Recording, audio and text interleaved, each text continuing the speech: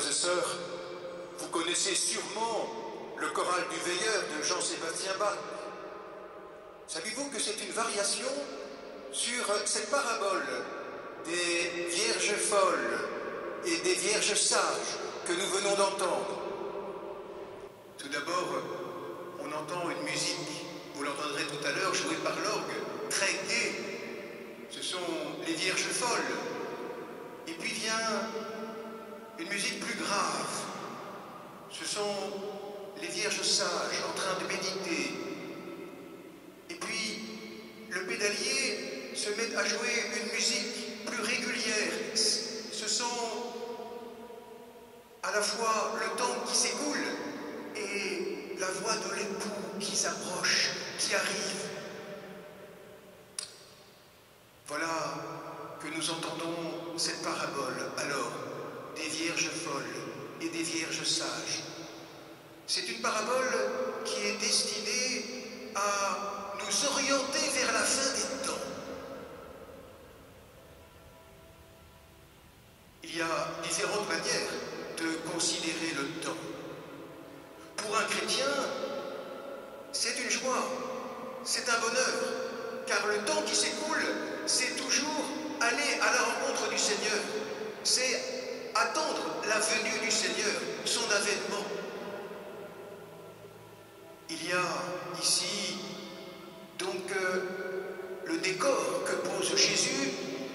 Nous sommes à la fin des temps, un festin, 5 vierges insensées ou folles, 5 vierges sages qui ont préparé leurs lampes, certaines avec des réserves et d'autres sans réserve.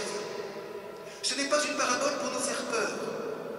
Ce n'est pas non plus une version avant la lettre de la fable de La Fontaine, de la cigale et la fourmi, comme si ceux qui n'avaient pas préparé leur salut tout au long de leur vie, et tant pis pour eux, ils ne pourront pas partager avec les autres. Et la porte du royaume de Dieu, la porte du ciel, leur sera fermée sur le nez par Dieu. Non, c'est une parabole, comme toujours, pour fortifier notre foi.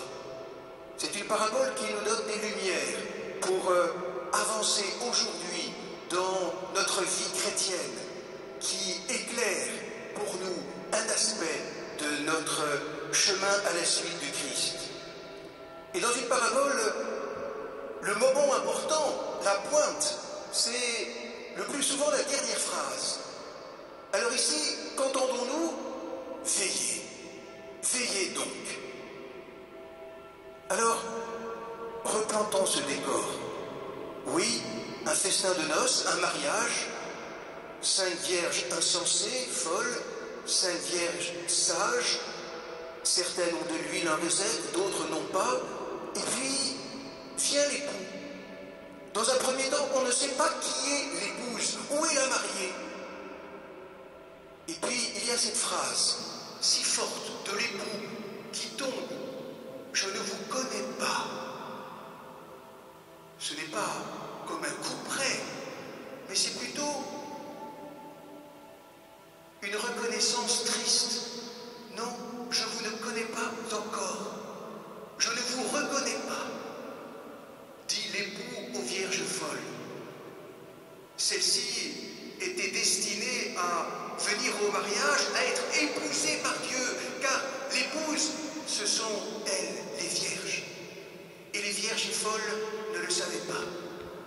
Les vierges folles ne se laissent pas rencontrer, épouser par Dieu.